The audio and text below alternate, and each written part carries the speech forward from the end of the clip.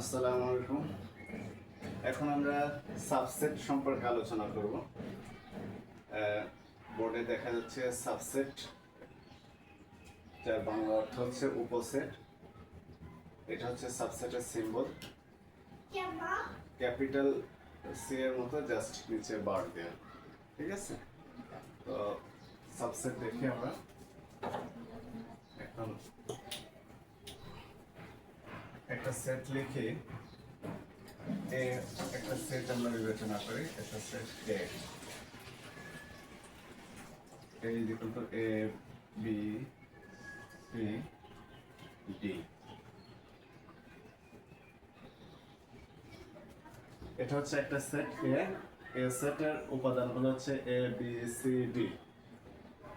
তো চারটা উপাদান এখানে, এটা উপাদান বা এলিমেন্ট বলে A, B, C, D। তো এই চারটা উপাদান মিলে যখন সেকেন্ড ব্র্যাকেট ক্লোজ করা হয়েছে তখন একটা সেট তৈরি হয়েছে। তো এই সেট থেকে যদি কোনো সেট তৈরি করা হয় সেটা হবে সাবসেট বা উপসেট। এই সেট থেকে যে কোনো সেট তৈরি করা হলে সেটা হবে সাবসেট বা উপসেট। তো এই সেট থেকে কতগুলো সেট উপসেট তৈরি করা যাবে সেটা হচ্ছে নির্ভর করে এখানে নাম্বার অফ এলিমেন্টস। উপাদান আছে 1, 2, 3, 4টা। তো আমরা এখানে লিখি number of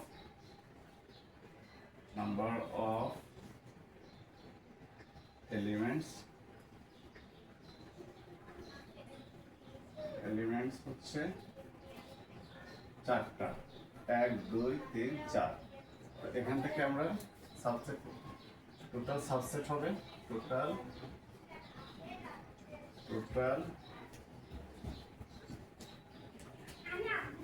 subsets is equal to 2 to the power 4 সমান 16। টোটাল 16টা সাবসেট তৈরি করা যাবে এখান থেকে। তো সেই 16টা সাবসেট কি কি, তো এটা আমরা জাস্ট দেখি। ধরো প্রথমটা লিখি B is equal to, দুইটা উপাদান দেওয়া, একটা করে লেখা যায়। তো আমরা দুইটা উপাদান নিয়ে দিই A, B। ঠিক আছে, তো এরকম অসংখ্য সাবসেট তৈরি করা যাবে, টোটাল 16টা। তো দেখি আরো কিছু এরকম আছে, আরো এরকম করা যাবে A, B, C, এরকম ফাঁকা সেট অথবা এই আরো সেট হচ্ছে এই টোটাল দিয়ে একটা হবে A, B, C, D। এটা এদিকে আমরা দেখি, কেমন শুধু just A, B, C, D। এটাও এ সেটের সাবসেট, যেখানে দেখা যাচ্ছে A, B, C, D সবগুলো উপাদান নিয়ে তৈরি করা হয়েছে, এটাও সাবসেট হবে। তো আমরা জাস্ট একটা সাবসেট নিয়ে প্রথম আলোচনা করি। সেটা হচ্ছে ধরলাম একটা subset B is equal to A, B। তো একে কিভাবে লেখে, একে লেখা হয় B সাবসেট অফ A। তার মানে হচ্ছে B হচ্ছে A এর সাবসেট। ঠিক আছে, আমরা যদি আর একটা সাবসেট তৈরি করি যেটার নাম হচ্ছে C is equal to response D।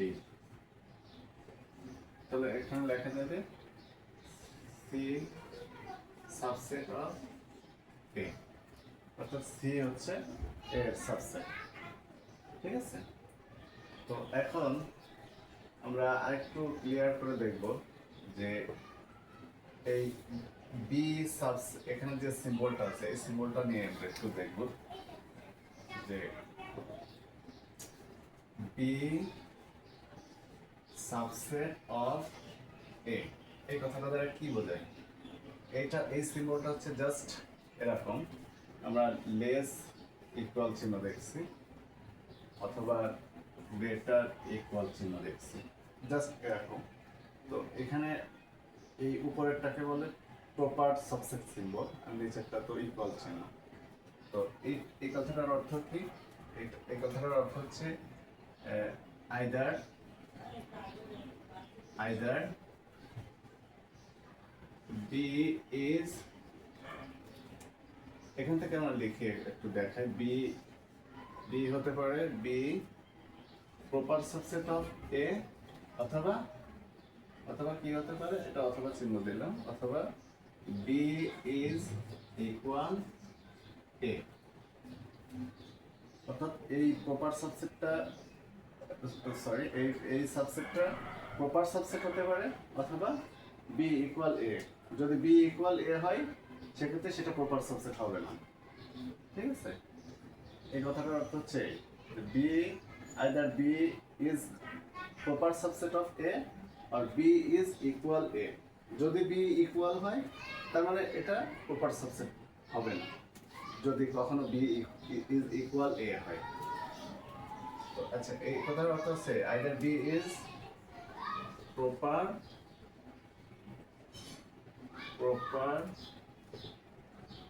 subset of A, or B is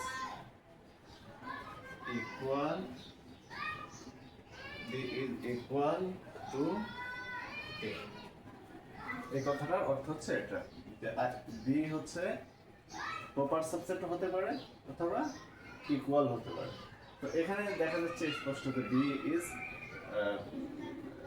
not a proper, B is not equal A, এবং বি হচ্ছে প্রপার সাবসেট। ঠিক আছে, কারণ হচ্ছে বি আর এ সমান না। এখান থেকেই আমরা সেটের ইকুয়ালিটি দেখছি, এখান থেকে দেখা যায় যে এ বি সি ডি এখানে 4টা উপাদান আর এখানে আছে 2টা উপাদান। তো সবগুলো উপাদান এখানে নাই, সুতরাং এ আর বি সমান না। তো এ আর বি যদি সমান না হয় সেক্ষেত্রে বি হচ্ছে প্রপার সাবসেট। আর যদি কখনো বি আর এ ইকুয়াল হয় সেক্ষেত্রে বি প্রপার সাবসেট হবে না। তো আমরা একটু দেখি,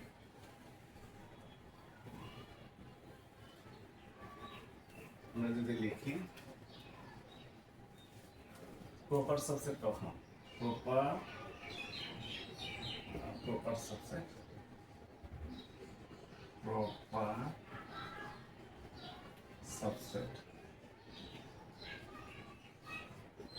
কখন হবে? প্রপার সাবসেটের সিম্বল হচ্ছে আমাদের জাস্ট এটা। এখন এ সেট থেকে যদি একটা সেট তৈরি করি যেটা হচ্ছে বি সেট, যে তার এলিমেন্টগুলো হচ্ছে এ বি সি ডি। ঠিক আছে, তার মানে এখানে দেখা যাচ্ছে এ আর বি সাবসেট, এ থেকে যে সাবসেটটা তৈরি করা হয়েছে বি, এটা এ এর সমান, অর্থাৎ কি, সুতরাং হচ্ছে যে B is equal to A. তো এই ক্ষেত্রে আমরা লিখতে পারি অতএব B is not proper subset of A. ঠিক আছে, বি এ এর প্রপার সাবসেট না।